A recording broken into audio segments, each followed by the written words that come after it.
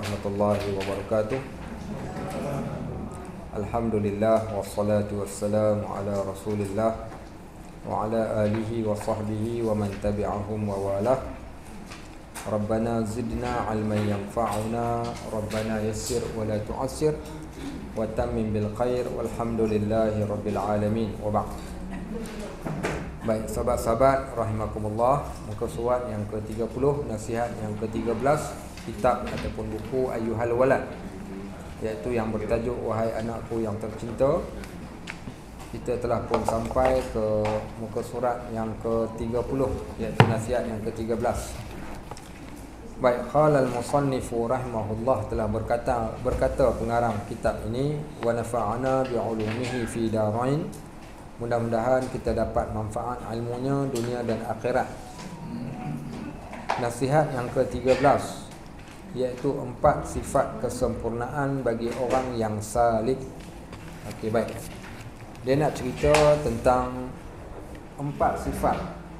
Okey, 4 sifat, iaitu 4 perkara yang perlu ada bagi seorang yang dinamakan sebagai salik. Kalau tanya soalan siapa kita, maka kita ni ada dua. Yang pertama, kita ni dipanggil murid. Sebab tu keluar kalimah murid ni dipinjam oleh bahasa Melayu, iaitu murid. Okey, murid. Kita terjemahkan murid ni dengan pelajar. Baik, sebenarnya kalimah murid ni hanya digunakan pada ilmu tasawuf saja. Okey, tasawuf.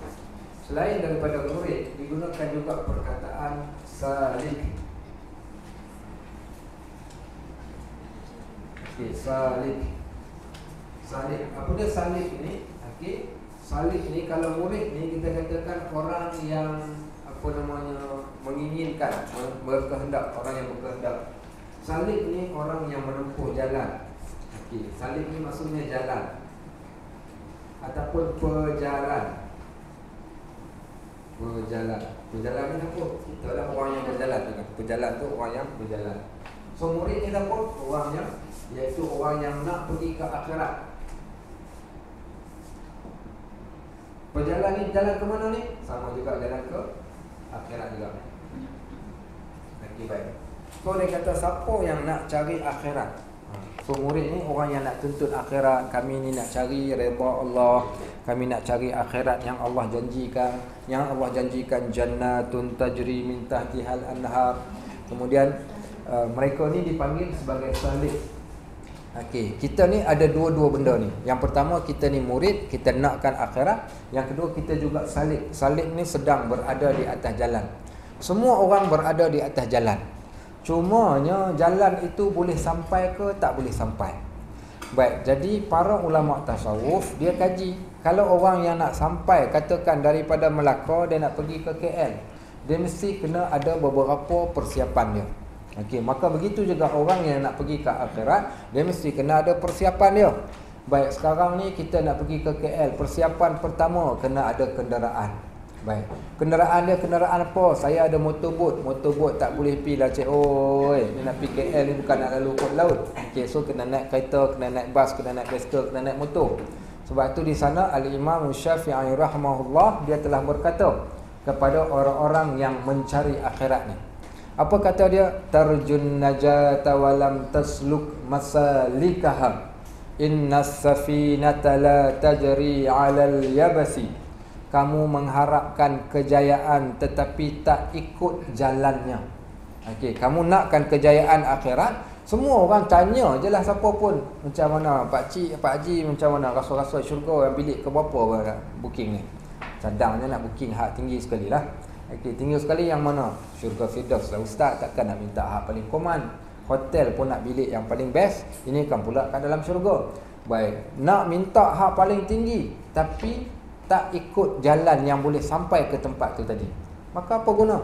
Kata Imam Syafi'i, sesungguhnya kapal tidak akan berlayar, tidak akan berjalan di atas daratan. Kapal lalu kot laut, tapi engkau lalu kot darat. Maka kena kenderaan yang betul, yang tepat, kena ikut laluan yang betul dan tepat. kemudian kena buat persiapan yang betul dan tepat, maka barulah kita akan sampai ke destinasi kita. Kerana kesemua kita ni adalah salikun, orang yang sedang berjalan.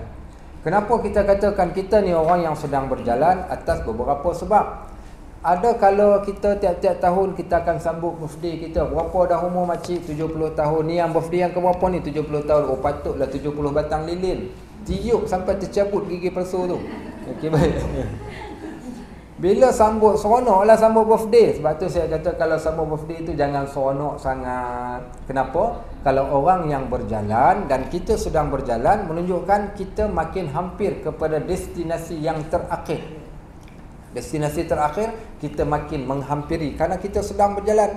Maka kita nak tamatkan perjalanan kita dalam keadaan yang baik. Sepatutnya makin dekat kita makin gerun, makin gerun, makin gerun dan makin takut, bukan makin seronok, melainkan orang yang dipenuhi segala amalnya dengan amalan kebaikan. Baik, wahai anakku yang tercinta. Baik, wahai anakku yang tercinta, saya suka orang Arab pada beberapa sebab. Yang pertama, bahasanya bahasa yang indah-indah walaupun dia bercakap bahasa pasar. Baik, contoh kalau seorang bapa dia panggil anaknya, dia akan panggil dengan panggilan ya bunayya. Ya bunayya, wahai anakku yang tercinta. Baik, kalau anaknya nama Anas dipanggil ya Unais. Kalau nama Najib ya Nujaib. Kalau Amir ya Umair. Kalau Amir ya Umair. Okey, baik. Maka dipanggil dengan panggilan itu menunjukkan perasaan kasih dan sayang ketika mereka memanggil seseorang.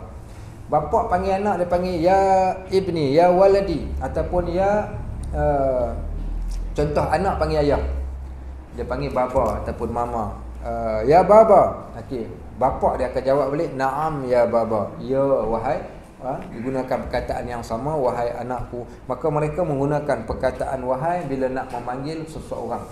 Suami panggil isteri, dia akan panggil dengan panggilan ya azizi, ya habibi, ya habibati, ataupun panggilan yang baik. Termasuklah guru memanggil panggilan kepada anak muridnya. Seronok kita bila kita masuk kelas, guru kita panggil kepada kita dengan panggilan ya waladi. Dia kata wahai anakku. Seronok. Bahkan hari ini saya suka, orang Melaka pun suka juga. Dia suka panggil budak-budak dengan nak kan, anak. Okey, nak tu kan. Tak pun dia panggil dak. Dak mana? Dak ayu. Mana Sungai Putat tu? Okey, baik. Baik, dak ataupun anak. Orang Melaka tak panggil anak. Orang Melaka, orang Kedah dia panggil awang. Okey, awang oi. Awang oi kat ujung tu, awang oi. Ataupun dia panggil dengan panggilan mat. Orang Arab, wahai anakku. Digunakan perkataan wahai. Wahai anakku yang tercinta. Baik. Bayangkan seorang suami balik ke rumah, wahai isteriku yang tercinta, apakah menu kita pada hari ini? Allahu Akbar.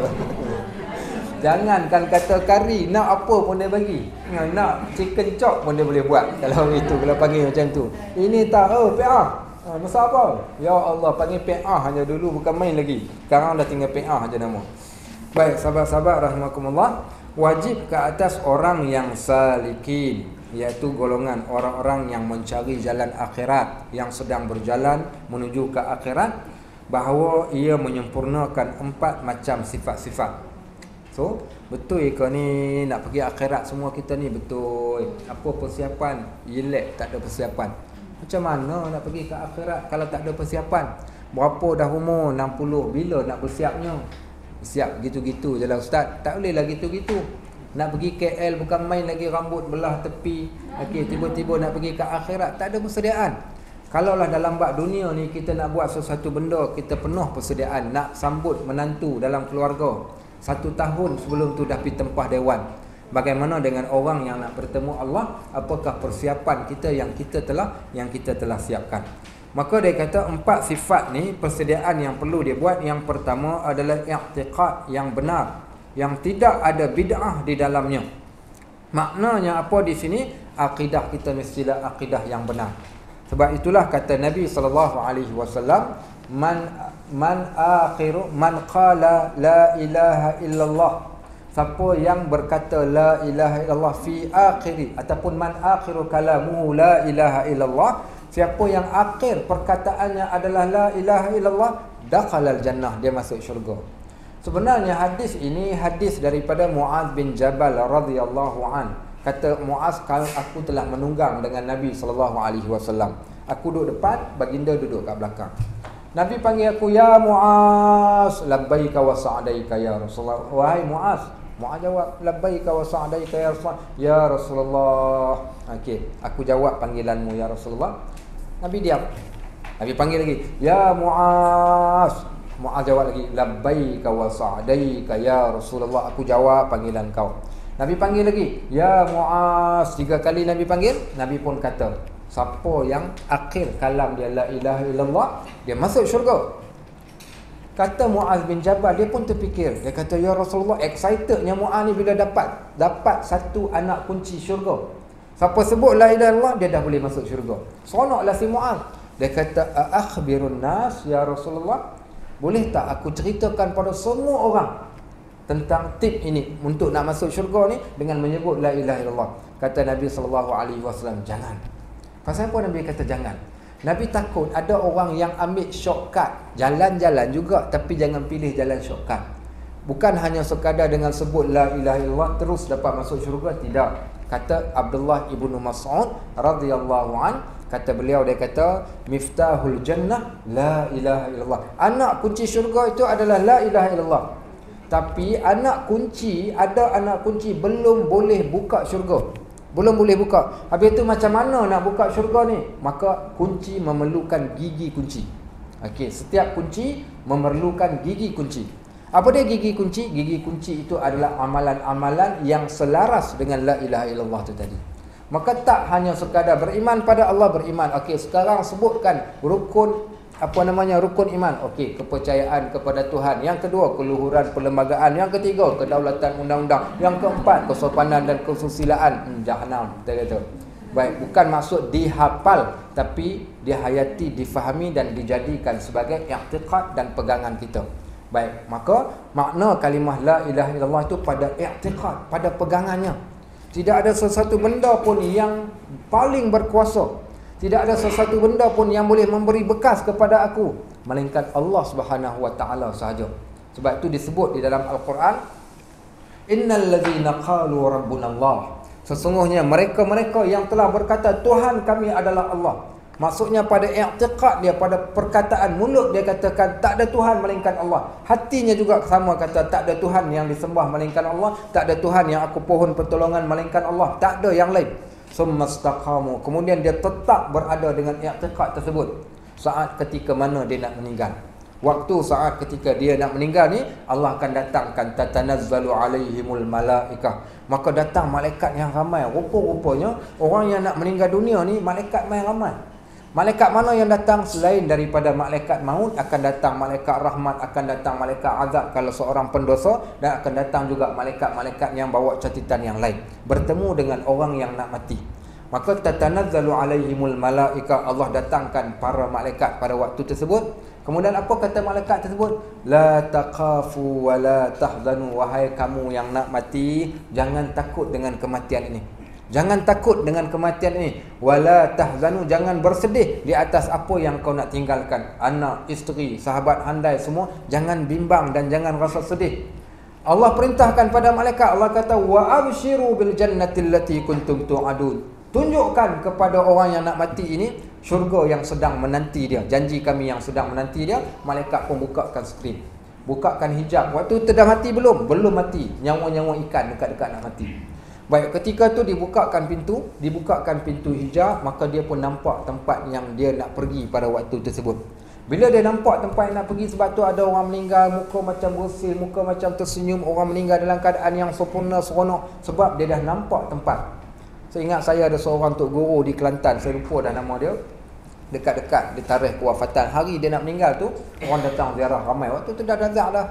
Dia pun cakap, dia kata tok ayah ni dah tak lama dah. Dia kata bas dah datang, dia kata dia orang dah datang dah beratur dah, kok jalan ni datang nak sambut. Dia kata korang ni tunggu masa saja. Dia kata banyak kala masoleh, banyak selawat begitu begini, dia pesankan pada anak murid dia. So seolah-olah dia dah nampak dah. Okey, bapak saya sebelum meninggal, pagi besoknya, awal pagi dia nak meninggal, malam tu pukul 1, pukul 2, mak saya kata nak balik. Dia cakap dekat mak saya jangan balik. Dia kata dah tak lama dah pun, sekejap saja lagi. So seolah-olah mereka dah tahu.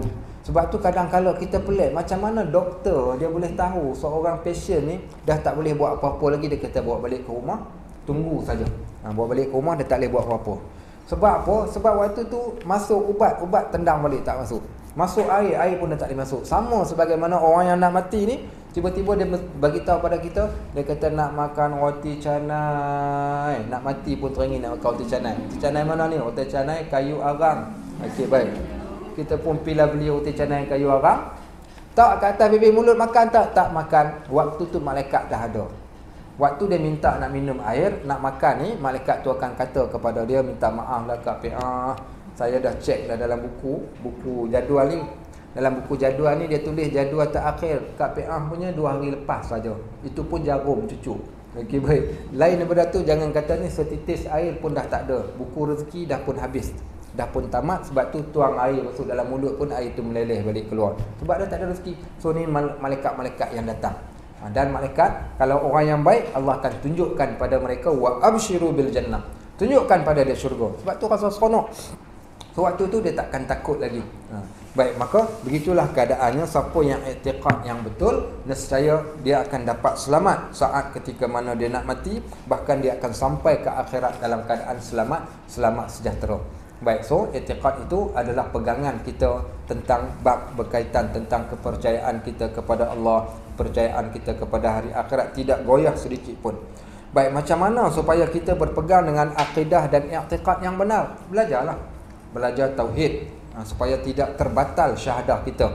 Kemudiannya juga kita mengenal akan sifat-sifat Allah Subhanahu Wa Taala, nama-nama Allah, sifat-sifat yang wajib bagi Allah Subhanahu Wa Taala ni, dan awas daripada perkara-perkara bid'ah. Bid'ah ni apa? Kita mengada-ngadakan dalam bab perkara-perkara agama ni yang tidak mengikuti jalan ahli sunnah wal jamaah, yang kita tak sama dengan apa yang orang lain buat, tidak mengikuti jalan yang dibawa oleh Nabi SAW. Takut kita meninggal dalam keadaan tidak termasuk di antara orang yang sampai ke destinasi tersebut. Maka apa doa yang perlu kita buat selain daripada belajar ikut akidah yang benar, ikuti sunnah Nabi SAW ni? Apa lagi yang kita boleh buat? Kita boleh berdoa kepada Allah. Doa apa kita nak baca? Allahumma barik lana fima razaqtana. Okey, itu doa makan. Habis doa apa nak baca ni? Rabbana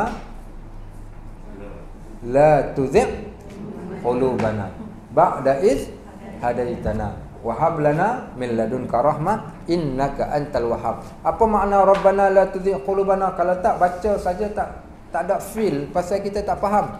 Apa maksud Rabbana la tuzigh qulubana ni? Ya Allah, jangan dipesongkan hati kami.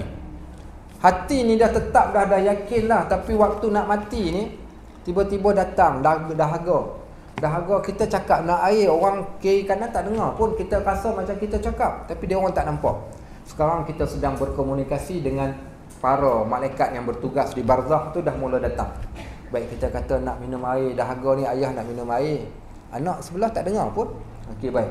Kemudian apa berlaku pada waktu tersebut? Maka malaikat tadi dia akan datang dan berkomunikasi dengan kita. Kalau malaikat, tapi ditakuti juga yang datang dekat-dekat dengan nak mati ni adalah para syaitan-syaitan. Inilah peluang kali terakhir kami nak sesatkan manusia ini. Syaitan akan datang menyerupai ahli keluarga kita. Di antaranya ibu ayah kita, di antaranya mungkin adik-beradik, saudara mara, anak pinak kita. Bapa kita datang, mak kita datang, oh apa namanya, mat, oi, kesian kau dah nak mati dah ni. Okey, kau dah nak minum air, okey kau dah ambil air ni. Tapi aku nak bagi kat engkau boleh dengan satu syarat. Syarat pun kau sebutkan tiada Tuhan yang disembah melainkan aku, kata si setan tu. Kita pun kata janji boleh minum air. Dia tunjuk pula cendol sokam. Okey, Allahu Akbar. Waktu tu terus ucap, habislah. Akhirnya setan kata aku suruh dia cakap, dia yang cakap, aku tak paksa pun. Okey, sebab tu kita doa, ya Allah jangan diselewengkan hati-hati kami setelah kami diberikan petunjuk.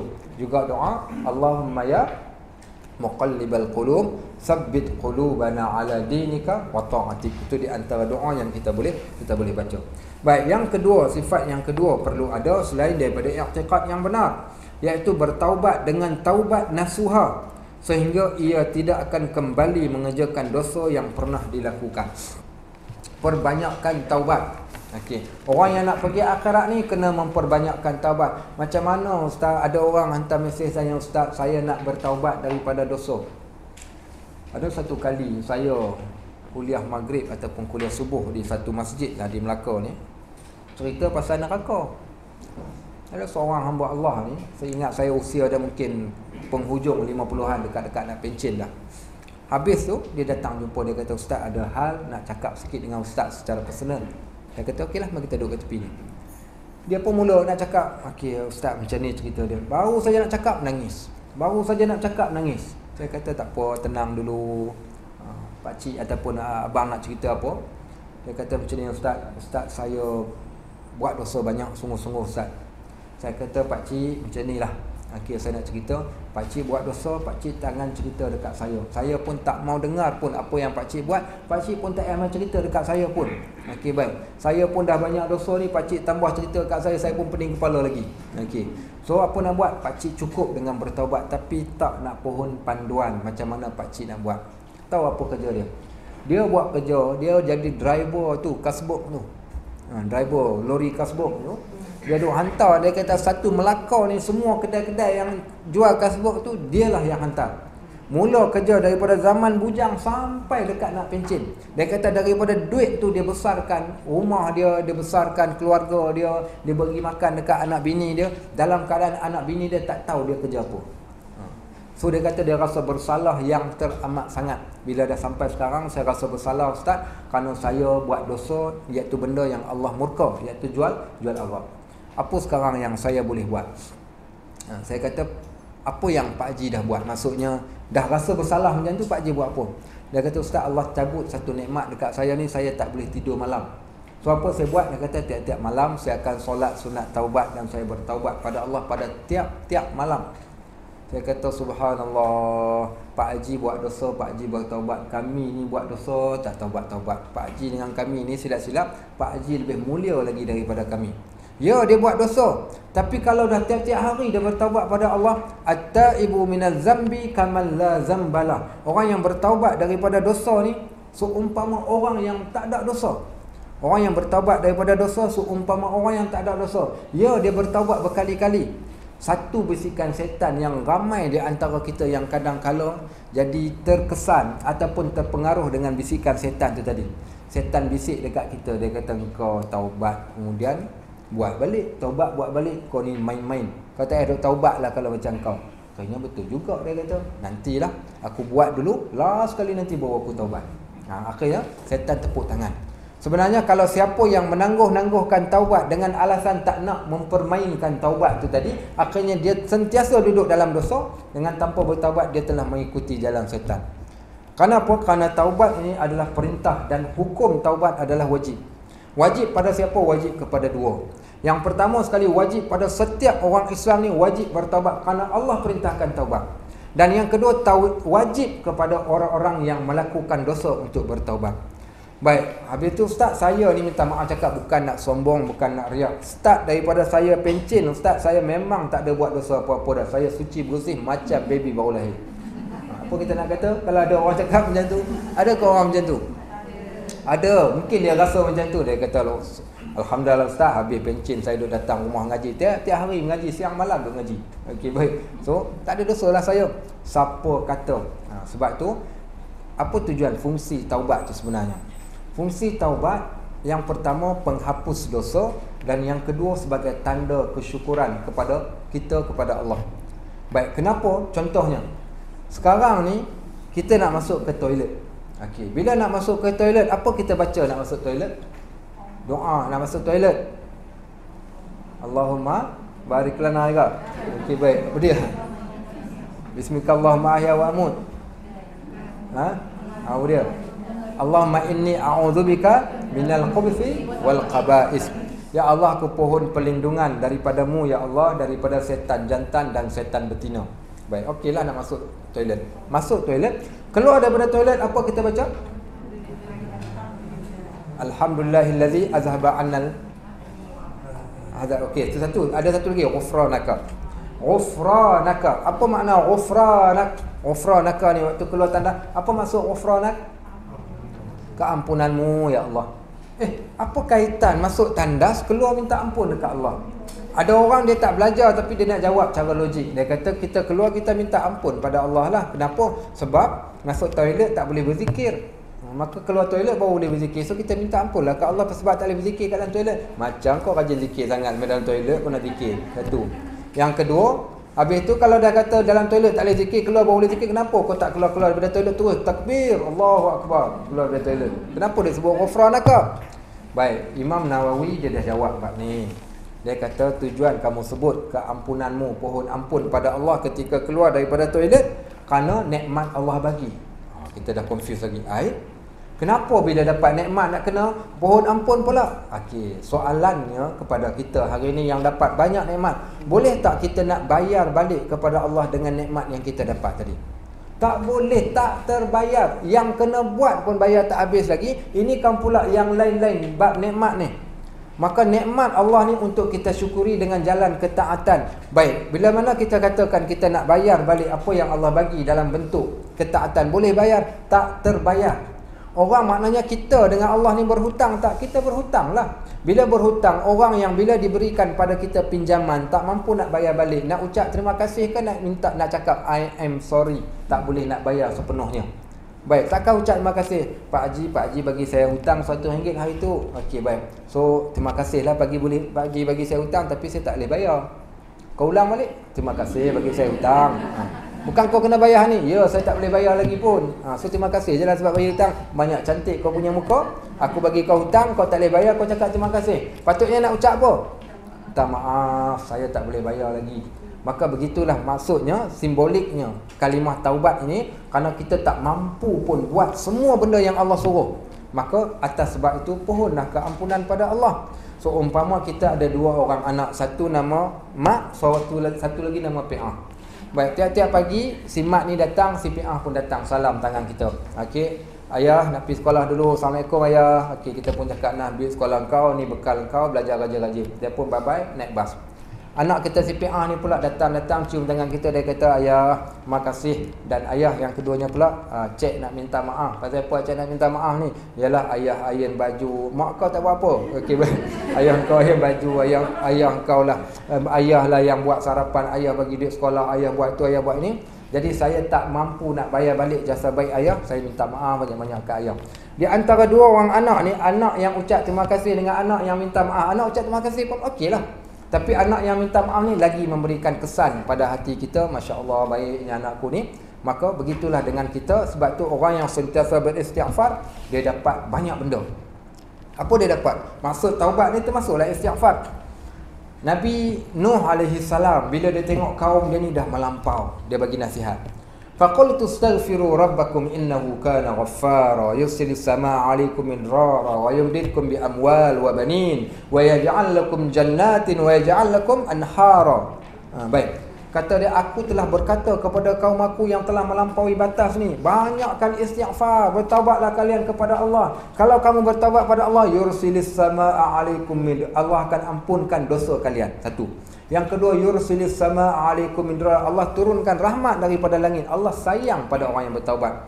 Innallaha yuhibbut tawwabin wa yuhibbul mutatahhirin. Bukankah Allah sendiri kata sesungguhnya Allah amat kasih pada orang yang bertaubat dan Allah amat kasih kepada orang yang bersihkan diri daripada taubat tu tadi. Allah sendiri sebut, aku kasih dan aku sayang. Maka Allah yursilis samaa 'alaikum midrara, Allah turunkan rahmat daripada langit. Wa yumdidkum bi amwal, Allah akan berikan harta kepada mereka. Rezeki dia murah orang yang bertaubat pada Allah ni. Wa banin, Allah akan berikan juga kepada mereka anak pinak yang berjasa, anak pinak yang baik. Wa yaj'al lakum jannat, Allah jadikan juga kepada mereka kebun-kebun yang mengeluarkan hasil. Maknanya apa pekerjaan yang dia buat, dia akan dapat untung. Wa yaj'al lakum anhara, Allah datangkan sumber air. Maksud sumber air ni sumber kebaikan yang amat banyak daripada bumi, daripada atas. Semuanya datang kepada manusia yang banyak istighfar kepada Allah Subhanahu wa taala. Maka sebab tu kita perlu sangat-sangat memperbanyakkan taubat. Bukan soal buat dosa ataupun tak buat, Tapi selain daripada tersebut, kerana taubat itu mendatangkan rahmat, taubat itu akan menjadikan Allah redha, tidak ada yang akan taubat tu, sebab tu dia kata taubat tu adalah penghasilan daripada taubat adalah rahmat Allah. Tahu tak, taubat kita ni memberi efek pada sekitaran kita. Siapa buka ada satu surah apa cerita pasal taubat? Surah apa cerita pasal taubat? Surah Taubah Taubah. Okey, lain lagi, ada surah lain lagi. Perasan tak, ada surah Taubah satu, ada surah yang kedua dia panggil surah Ghafir. Okey, surah Ghafir. Surah Taubat cerita pasal taubat, surah Ghafir cerita Allah yang Maha memberi keampunan. Okey, surah Ghafir. Dalam surah Ghafir ni menariknya, ada dia cerita tentang satu topik dalam muka surat pertama dan sambungan muka surat yang kedua tu, surah Ghafir ni Allah cerita pasal apa? Allah cerita berkaitan tentang malaikat dan doa malaikat kepada para pentaubat. Okey, pentaubat ke penaubat? Pentaubat lah. Okey, baik. Apa Allah kata? Allah sebut di dalam Al-Quran, allazina yahmiluna al-arsha wa man hawlahu yusabbihuna bihamdi rabbihim wa yu'minuna bih wa yastaghfiruna lillazina amanu. Baik, sesungguhnya malaikat, kerja malaikat yang sentiasa bertawaf di arasy di atas sana ni, dia bertawaf.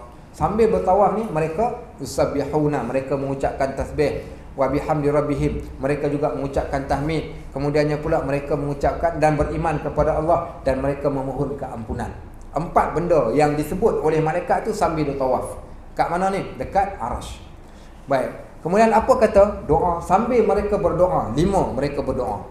Kepada siapa mereka berdoa? Kata malaikat ni sambil bertawaf ni, Rabbana wasi'ata kulla syai'in rahmatan wa ilma. Tuhan yang kami sedang bertawaf ni, sesungguhnya rahmat engkau ni meliputi segala-galanya. Okey, rahmat engkau ni meliputi semua benda akan terkena dengan rahmatmu ya Allah. Maka disebut oleh malaikat sedang tawaf tu, faghfir lil ladzina tabu, ampunilah ya Allah orang-orang yang bertaubat. So apa maksudnya? Maknanya seorang hamba Allah ni, walaupun dia duduk dekat mana, dia duduk dekat Bukit Beruang, dia duduk dekat Bukit Katil, kat mana Kampung Cincin, kat mana lagi kampung, mana kampung dalam sekalipun, waktu dia sebut ya Allah aku bertaubat pada engkau, siapa yang akan sambut pada waktu tersebut? Malaikat yang di arah ni dia akan sambut. Apa kata dia? Rabbana wasi'ta kulla syai'in rahmatan wa 'ilma faghfir lil ladzina tabu wattaba'u sabilaka waqihim 'adzabal jahim.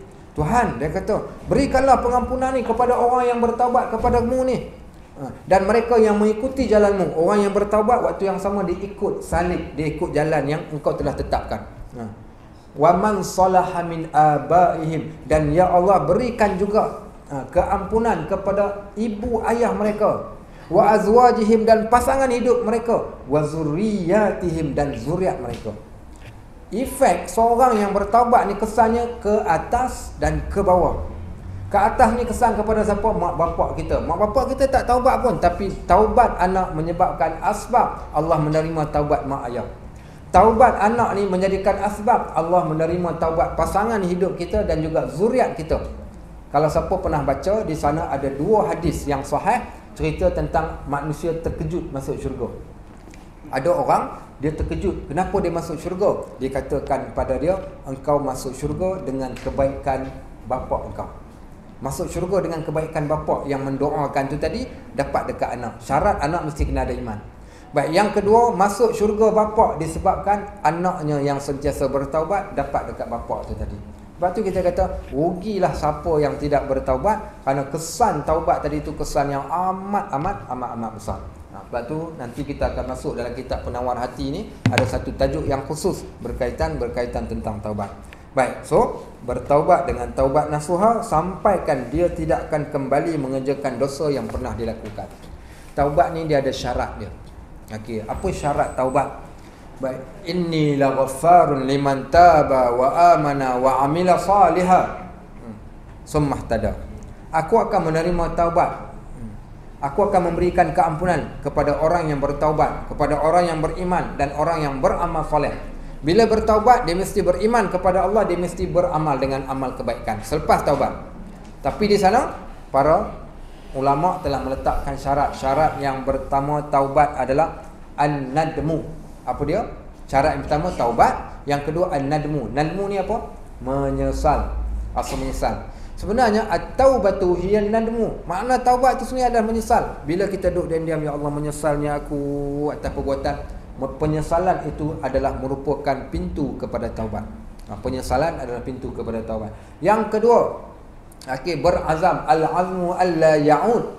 Berazam untuk dia tidak akan kembali balik kepada dosa yang dia buat. Kalau dia kembali balik, nak buat macam mana? Tapi dia berazam. Dia berazam, dia tak mau lagi kembali balik. Baik, yang ketiga, apa dia buat? Apa dia syarat yang ketiga ni? Syarat taubat yang ketiga. Kalau sekiranya ada hubung kait dengan manusia, hendaklah dipulangkan hak tersebut kepada manusia. Itu di antara beberapa syarat bagi sesiapa yang nak bertaubat kepada Allah. Dalam tu tak sebut pun ustaz kena buat solat sunat taubat 2 rakaat. Tidaklah disyaratkan solat sunat taubat, tetapi di sana para alim ulama kita meletakkan iaitu taubat yang penuh dengan adab tata susilanya, dimulakan dengan 2 rakaat solat, kemudian diangkat tangan dan dipohonlah keampunan kepada Allah dengan sebarang lafaz. Ustaz boleh tak tuliskan lafaz macam mana nak taubat? Sebab saya tak reti macam mana nak ucap taubat. Taubat ni penyesalan, sebutkan tanda penyesalan kita. Ya Allah, saya hamba ni hamba yang leka. Ya Allah, aku banyak buat salah padamu ya Allah. Kalau tak tahu juga sampai nak bertaubat pun tak erti, elok dia bacakan satu doa. Doa apa? Wahai batu belah, batu bertakub, kau telan segala aku. Itu yang paling senang. Okey, baik. Sahabat-sahabat rahimakumullah. Yang ketiga. Apa dia yang ketiga? Dia kata meminta halal daripada semua musuh makhluk sehingga engkau tidak akan dituntut pada hari kiamat nanti. Okey. So ingat, i'tiqad betul settle. Taubat dah settle. Tapi ada benda yang tak selesai. Minta halal, dia panggil istihlal. Minta halal ni apa panggil sebutannya? Istihlal anin nas. Minta halal daripada manusia. Maksudnya ustaz kena tanda logo JAKIM ke macam mana? Bukan, ni bukan tanda logo halal. Maksud minta halal ini settlekan masalah kita dengan semua manusia. Contoh macam mana? Baik, pernah dengar tak hadis berkaitan satu hari Nabi SAW ni selesai solat subuh, duduk dengan para sahabat. Nabi SAW ni orang yang suka, kadang dia bercerita, kadang dia akan bercakap, sembang, dia sampaikan sesuatu dalam tempoh masa yang singkat, simple saja. Dia duduk dengan sahabat tu, dia kata, atadruna manil muflis? Kamu kenal tak siapakah orang yang muflis? Sahabat pun Masya Allah, anak murid yang baik, setiap kali ditanya mereka akan respon dan jawab. Qalu, ramai-ramai bukan jawab. Al-muflis man laisa lahu dirhamun wala mata'. Orang yang muflis ini orang yang tak ada wang ringgit dan tidak ada harta. Itulah orang yang muflis. Kemudian kata Nabi SAW, muflis itu adalah orang yang syatamu hadza. Syatamu hadza wa qazafa hadza. Orang yang muflis di akhirat ni, makna orang yang muflis itu adalah orang yang kutuk orang tu. Dia kata dekat orang tu, dia hina orang tu, dia mengumpat orang tu, dan dia menuduh orang ini. Baik. Kemudian wa daraba hadza, dia pukul orang tu, wa safaku dima'u hadza, dan dia telah tumpahkan darah orang ni, wa aqadha hadza, dan dia ambil harta orang itu ataupun dia ambil harta orang ni. So maksud orang yang muflis di akhirat ni adalah orang yang ada hubungan dengan manusia, iaitu dalam bentuk perkataan yang diucapkan pada manusia, satu.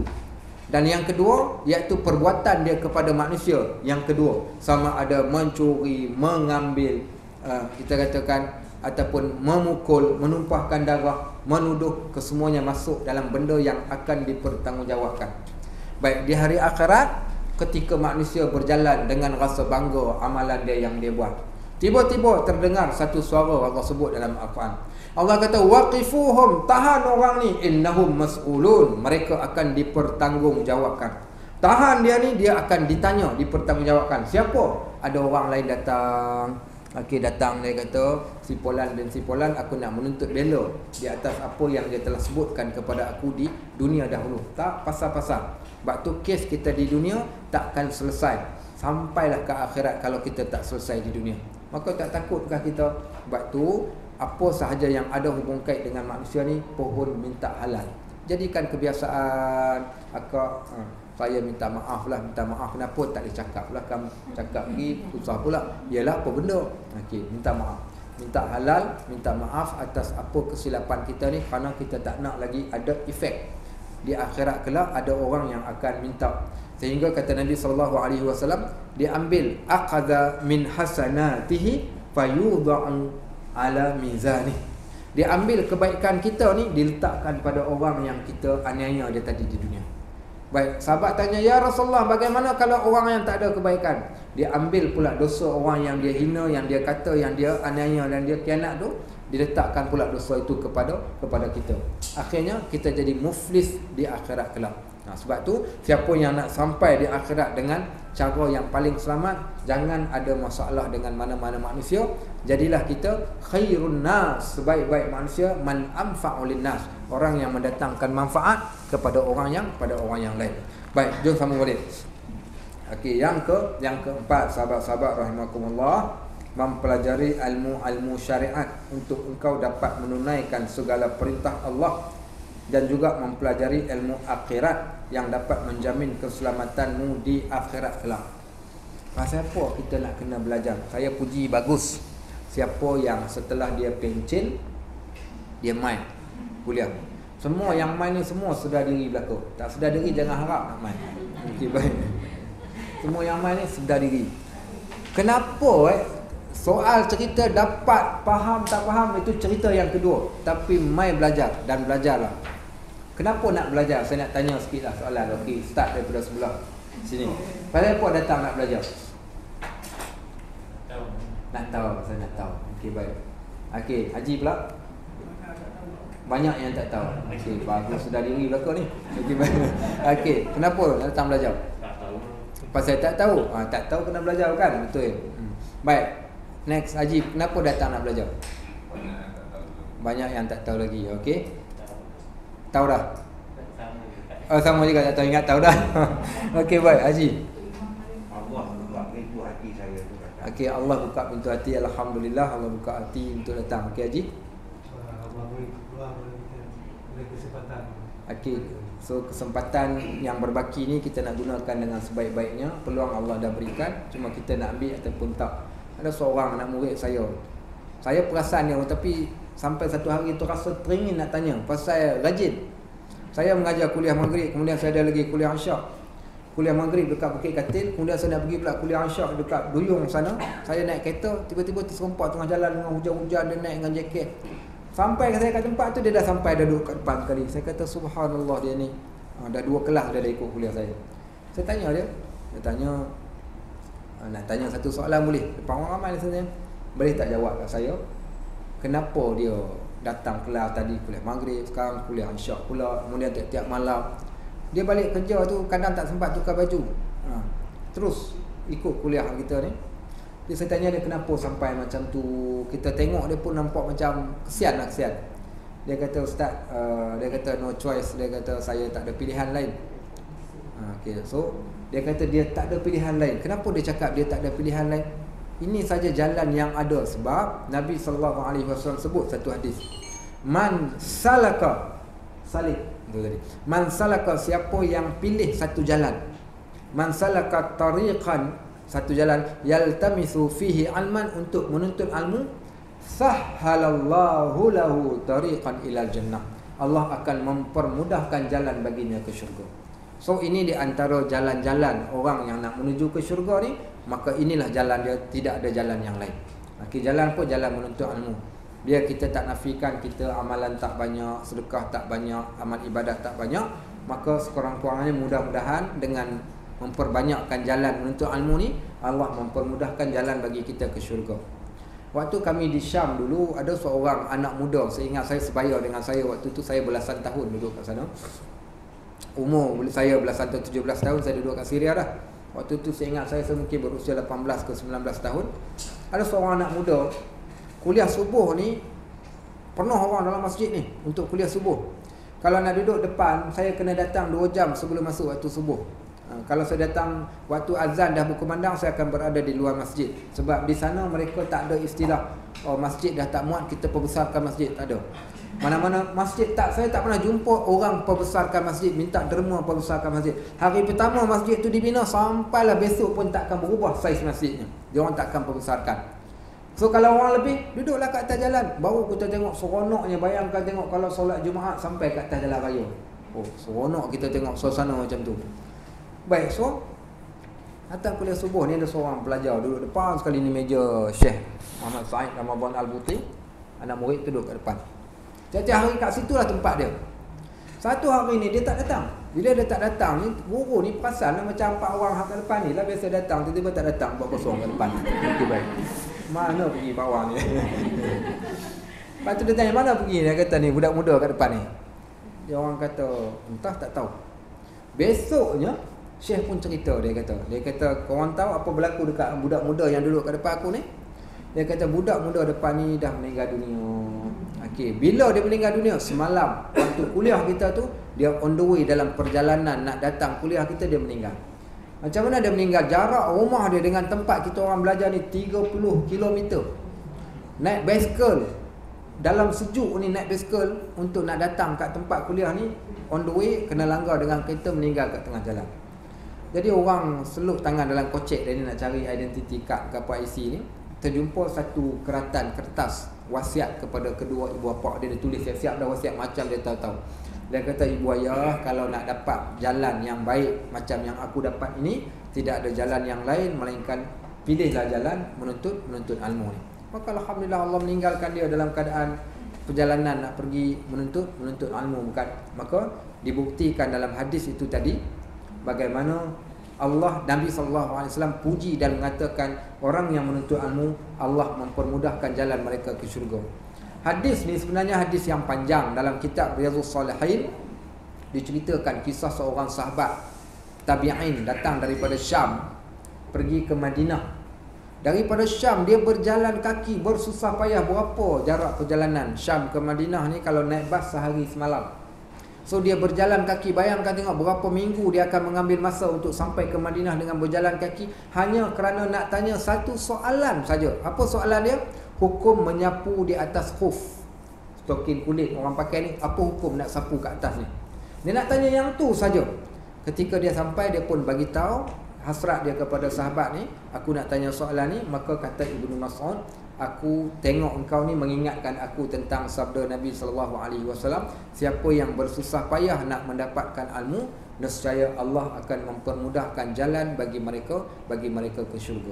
Itu di antara salah satu jalan kelebihan bagi orang yang menuntut ilmu. So ingat 4 benda ni, iaitu i'tiqad yang betul, ikut sunnah. Yang kedua, bertaubat dengan taubat nasuha, memperbanyakkan taubat. Yang ketiga, minta halal daripada kesilapan kita dengan manusia yang lain. Dan yang keempat, ambillah jalan menuntut ilmu. 4 benda ni kita buat, insya-Allah kita akan sampai ke destinasi kita dalam keadaan selamat sejahtera. Okey, selamat sejahtera tanpa cacat celah sedikit pun, insya-Allah. Baik, ada apa soalan nak tanya? Kita dah selesai nasihat yang ke-13. Baik, ada soalan nak tanya? Kalau ada soalan lah. Ya, sila. Orang bila dosa, dia buat tobat. Jadi Ustaz, akan orang melihat kejadian dosa itu, sebab dalam soal naik mungkar ni, selemah-lemah iman ialah menolak dalam hati. Okey. Jadi Ustaz, kadang-kadang saya fikir juga ni saya lah, saya fikir, adakah saya nak letakkan iman saya ni lah?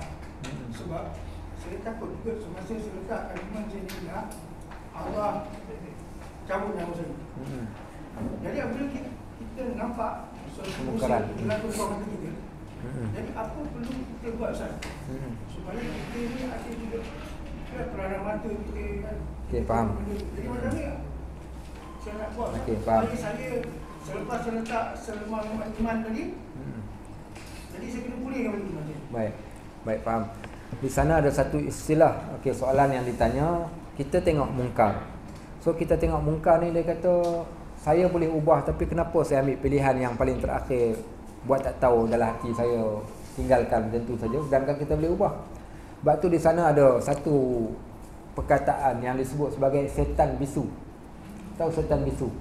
Setan bisu ni bila dia melihat kemungkaran, maka dia diamkan. Lebih dahsyat lagi kalau sekiranya dia tahu dan dia buat tak tahu ataupun dia bersekongkol. Itu dipanggil setan bisu. So di sana ada neraca syariat bagaimana bila kita berhadapan dengan dosa. Diminta kita jauhkan dosa. Okey, fine, kita faham. Di sana hadis yang sahih, man ra'a minkum munkaran falyughayyirhu bi yadihi. Fa in lam yastati' fa bi lisanihi, fa in lam yastati' fa bi qalbi, fa dzalika adhaful iman. Siapa yang melihat kemungkaran ni hendaklah ubah dengan apa? Dengan tangan. Okey. Fa in lam yastati' fa bi lisanihi, tak mampu dengan tangan, dengan lidah. Tak mampu dengan lidah, dengan hati. Hadis ni kena faham betul-betul. Bukanlah bermaksud ke semua mungkar ni kena gunakan tangan. Yang itu yang paling terbaik, atau gunakan lidah. Sebenarnya ini 3 pilihan pada 3 ruang ataupun 3 situasi yang berbeza. Baik. Contoh seorang bapa melihat anaknya tak solat, dia pun ambil pilihan yang ketiga. Dalam hati tak apalah, tak mampu nak tegur anak-anak, tegur dalam hati je lah. Tegur dalam hati, Leman, kau ni tak solat, apa punya teruk lah kau ni. Tak dalam hati kita. Yang ni tak boleh dihukumkan bapak tu bapak yang berdosa. So bapak ni kena ubah dengan apa? Dia mesti kena ubah dengan tangan. Tangan ni maksudnya bukan pergi tombok anak ada sekali, tak. Maksud tangan kuasa, power yang ada pada dia. Power tu. Orang kita katakan kalau polis cara polis, hakim cara hakim, penguasa cara penguasa, kerajaan cara kerajaan. Itu maksud tangan tu tadi. Tangan tu bukan maksud pi tampar. Dan mungkin juga boleh gunakan dalam bab memukul tadi dengan pukulan yang biasa. Contohnya muru auladakum bisalah fi sabi'ah, perintahkan anak solat ketika 7 tahun. Fadribuhum fil 'ashirah, pukul ketika 10. Pukul ni bukan sekali dia pukul tercabut gigi geraham tu. Okey, bukan, yang tu nak bunuh anak namanya. So pukulan yang tidak memberi bekas, pukulan untuk mengajar, kita katakan nak mendidik. Okey, so boleh gunakan. So tangan maknanya pukul yang bersesuaian. Yang kedua adalah kuasa. Baik, fa in lam yastati' fa bi lisani, bercakap. Bercakap ni yang paling ramai orang boleh buat. Okey, sama ada khatibnya, imamnya, ustaznya, gurunya, ayahnya, maka kita boleh, sahabatnya boleh gunakan dalam bentuk percakapan. Dan bagaimana pula dengan yang ketiga? Hati ini digunakan bila kita bertemu dengan kemungkaran yang kita memang totally takkan mampu buat. Contoh, tuan-tuan tengok ada arah dekat dalam kedai 7E. Kita pun hari tu bawa hammer tak cakap banyak, buka pintu je tu, pam kat cerita dia 3 bulan lah ada lokap. Okey, baik. So maknanya waktu tu boleh ke? Bercakap mungkin boleh, tetapi waktu tu dalam hati kita, sebab power kita tak ada. So apa kata? Ya Allah, aku tak redha dengan kemungkaran yang berlaku ini, dan aku tak mampu nak membasmikan. Ya Allah, peliharalah keturunan aku daripada kejahatan ataupun dosa ni. Itu fadzalika azaful iman, itu yang paling lemah. Adapun soalan tadi, bila kita melihat satu-satu kemungkaran yang boleh kita ubah, adakah kita nak diam? Tak boleh diam. Lu'inal ladzina kafaru min bani Israil ala lisani Daud kanu la yatanahawna 'anil munkar bal fa'aluh labi sama kanu yaf'alun. Allah kata dilaknat Bani Israel dengan menggunakan lidah Nabi Allah Daud alaihi salam. Mereka ni orang yang tidak mencegah kemungkaran. Bahkan mereka tumpang sekali buat. Maknanya kaum yang Allah laknat bila dalam kaum tersebut tidak ada orang yang mencegah kemungkaran yang berlaku. So apa nak buat? Nak mencegahnya tu melihat kepada kesesuaian kita, dan yang paling terbaik setiap orang dia bukan sekadar diajak orang kepada kebaikan, waktu yang sama dia kena cegah kemungkaran. So buat sekadar yang kita mampu dalam ruang lingkup kita, dan lihat kepada kesesuaian perkataan yang kita sebut.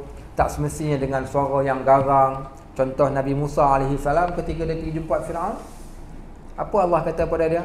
Izhab ila fir'auna innahu tagha. Wahai Musa, pergi kepada Fir'aun. Fir'aun dah melampau. Faqul lahu qawlan layyinan. Okey, katakan kepada dia dengan kata-kata yang lembut.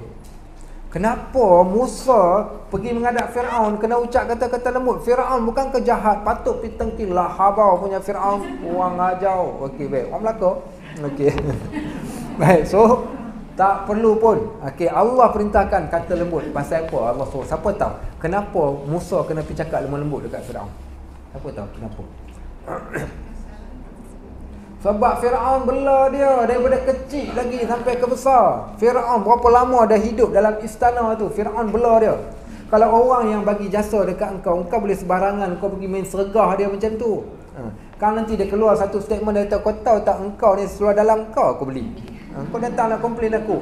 Terdiam kita waktu tu. Sebab tu cakap dengan cakap yang lembut. Nabi Allah Ibrahim alaihissalam berhadapan dengan bapak dia. Bapak dia siapa? Bapak dia lah yang buat berhala. Dia pula pergi musnahkan berhala. So macam mana dia nak buat? Bila dia cakap dengan bapak dia, dia kata sa'astaghfirulaka rabbi innahu ka Nabi Hafiyah. Dia kata, ayah tak apalah ayah. Dia kata, saya akan minta doa ke Allah, Allah ampunkan dosa-dosa saya. Dia masih lagi bercakap. Bapak dia dengan garangnya, la in lam yantahi la arjumannaka wahjurni maliya. Kalau kau tak stop kerja jahat kau ni, dok halang aku ni, dia kata aku akan rejam kau dengan batu sampai mati. Dia jawab balik kat bapak dia, dia kata tak apalah ayah. Dia kata, saya minta ampun pada Allah atas dosa yang ayah buat. Masih lagi cakap lembut pasal bapak dia. Sebab tu walaupun kita katakan orang yang kita tegur tu, kalau bapak dia buat muka sekalipun, bukan dengan cara pergi sergah, dengan cara cakap yang kasar. Ada satu kisah. Waktu zaman tu saya kata 5 ambil SPM duduk rumah sewa. Jadi kami menyewa kat satu rumah, sebelah tu ada rumah jiran-jiran lain. Anak jiran ni sebaya dengan kami, jadi dia datang duduk report kat rumah sewa. Dia ni pula jenis tak semayang, keluarga tak semayang, dia pun tak semayang. Time kami semayang, saya tak pernah ajak dia, tapi saya jenis suka tunjukkan pada dia, mudah-mudahan satu hari dia terbuka hati nak buat. Tiap-tiap hari solat sampai berbulan ni, mungkin dia rasa malu. Tiba-tiba dia kata, korang nak solat ni? Solat sekali boleh? Saya kata tak apa, pergilah ambil wudu. Ambillah wudu. Dia tanya pula, malam-malam korang duk keluar pergi mana? Kita cakap kami pergi belajar dekat masjid. Ada ustaz mengajar, malam ni jom ikut. Malam ni Ustaz Bukhari ni mengajar bab munakahat, buat nikah kahwin. Memang best dia mengajar. Ustaz Bukhari waktu tu macam Ustaz Kazim Elias, macam Ustaz, itulah cara dia mengajar tu. Bawa lah dia pergi. Malam tu kebetulan cerita tajuk berkaitan suami dayus, isteri nusyus. Tajuk hangat. Dia pun cakap, mana-mana suami membiarkan isteri tak pakai tudung keluar rumah tanpa izin suami itu adalah suami dayus. Isteri yang keluar rumah tanpa izin suami, isteri yang nusyus, sekian macam itulah. Apa dia dengar, kita orang pun dengar, balik, selesai, tidur. Pagi besoknya tiba-tiba dengar ada orang datang jerit daripada luar. Mati, kau keluar sekarang juga. Ada orang panggil nama saya. Dia pun keluar, tengok-tengok, mak jiran saya tu. Kenapa makcik? Dia kata, hang mulut hang jangan duk korang ajak. Aku cili mulut lagi. Dia kata, saya buat apa makcik? Saya buat salah apa? Dia kata, hang duk ajak anak aku. Rupa-rupanya tuan-tuan tahu apa berlaku? Kawan saya ni, dia dapat ilmu, malam tu baru dapat ilmu. Besok pagi dia balik rumah mak dia ni, tengah tanam pokok bunga depan rumah tak pakai tudung. Rasa-rasa dia cakap apa kat mak dia. Okay, baik. Dia pisang. Dia kata mak, dia kata nusyus dekat ayah keluar rumah tak minta izin. Bapak dayus pasal biarkan mak tak pakai tudung. Mak dia pegang bata, baling, dia halau dia daripada rumah. Punca kerana kata-kata tu tadi. Sebab tu kita kata bukan simply boleh main sergah orang macam tu. Dia adalah tata cara dia. Kita nak mencegah kemungkaran kan. Itu salah satu cara lah. Baik, Wallahu'alam. Ada lagi soalan? Baik, tak? Baik, barakallahu fikum. Ya, ada lagi. Okey lah. Tiga nasihat. Okey. Kita selalu dengar tentang malaikat berdoa. Okey. Tapi ceritanya dia berdoa. Tapi dia punya ending itu tak pernah dicerita. Dia makbul ke tak makbul. Okey. Okey, bagus. Okey, bagus soalan. Okey, yang pertama, siapa malaikat ni? Baik, malaikat ni Allah sebut dalam Al-Quran, la ya'sunallaha ma amarahum wa yaf'aluna ma yu'marun. Malaikat ni dia tak pernah buat dosa pada Allah. Dia makhluk yang paling taat. Dia tunaikan setiap perintah Allah dia akan buat. So orang yang tak ada dosa, kemudian taat pada perintah Allah, sentiasa puji Allah, berzikir semua, adakah Allah akan abaikan? Kalau seorang manusia yang baik, dia berdoa, Allah makbulkan. Ini kan pula satu makhluk yang tidak ada dosa, dan kerja dia memang menyampaikan kepada Allah. Sebab tu kita katakan yang mendoakan kita ni bukan Tok Imam. Tok Imam mungkin boleh kira lagi, yang ni malaikat. So adakah mustajab doanya? Of course, kerana Allah menceritakan tentang doa tersebut, so menunjukkan bagaimana doa itu adalah doa yang mustajab. Di sana ada lagi hadis, bukan yang tu ayat Quran, ada hadis yang menceritakan doa malaikat. Pernah dengar tak cerita sedekah subuh? Kan, sedekah subuh. Saya kadang geram juga ustaz-ustaz ni baca hadis tak habis. Bacalah bagi habis supaya orang faham. Kita duk cerita kat orang sedekah subuh, dia tak tahu kata hadis tu cerita dua sedekah. Satu sedekah subuh, satu sedekah asar. Okey. Tapi yang duk cerita sedekah subuh saja. Sebenarnya sedekah ni waktu pagi boleh, waktu petang boleh, waktu mana-mana pun boleh. Habis tu, kesian orang minta sedekah waktu petang tak dapat apa, dah dapat semua kat orang pagi. Okey, baik. Pasal nak sedekah pagi belakang. Hadis tu datang, Nabi SAW kata, tiap-tiap pagi ada 2 malaikat. Dia akan mendoakan kepada manusia. Allahumma a'ti mumfiqan khalafa wa a'ti mumsikan talafa. Ya Allah, berikanlah ganti balik pada orang yang bersedekah, berikanlah kerosakan pada orang yang menggenggam. Malaikat ni akan perhati kita ni tiap-tiap pagi ni, siapa yang jenis pemurah ni. Dia akan doakan kepada manusia tu.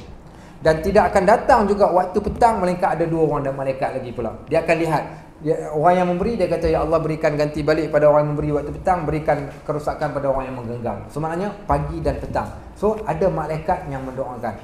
Apa lagi doa malaikat? Waktu ketika kita mendoakan orang di waktu yang gaib. Okey, sahabat kita yang tak datang, kita doakan, ya Allah, mudah-mudahan sahabat kami yang tak datang akan datang pada minggu depan.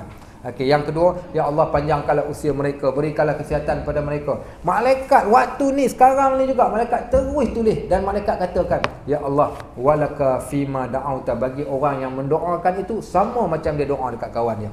Siapa yang doa ni? Malaikat. Okey. Mana lagi doa malaikat? Malaikat doakan pada orang yang istiqamah. Okey. So, apa nama admin kena cek siapa yang tak pernah ponting. Tak pernah ponting tu maknanya istiqamah lah ni. Orang istiqamah, apa pahala orang istiqamah? Kata Nabi SAW pada Sayyidina Hanzalah, dia kata, wahai Hanzalah, kalau engkau istiqamah di dalam sesuatu perkara, tajid, engkau akan dapati di mana saja tempat yang engkau pergi dan engkau lalui, para malaikat akan berbaris. Malaikat akan berbaris dan mendoakan kepada engkau walaupun engkau berada di atas pembaringan. Malaikat doakan dia. Baik, hadis yang lain lagi, hadis ketika mana kita keluar daripada rumah, kita baca ayat Al-Kursi. Bismillahirrahmanirrahim. Allah wala haula wala quwata illa billah. Dan kita baca ayat Kursi, maka sepanjang perjalanan dia pergi balik akan dijaga oleh para malaikat yang mendoakan kesejahteraan dia waktu tersebut. Maka itu menunjukkan bukti bagaimana Allah jadikan malaikat salah satu makhluk yang kerja dia mendoakan kita, dan pasti doa daripada malaikat itu adalah doa yang makbul. Kerana mereka makhluk yang tidak sama sekali melakukan dosa pada Allah. Baik. Walhamdulillahirabbil alamin. Subhanakallahumma wa bihamdik, asyhadu an la ilaha illa anta, astaghfiruka wa atubu ilaik. Wa sallallahu ala sayyidina Muhammad wa ala alihi wa sahbihi wasallam. Walhamdulillahirabbil alamin. Assalamualaikum warahmatullahi wabarakatuh. Allah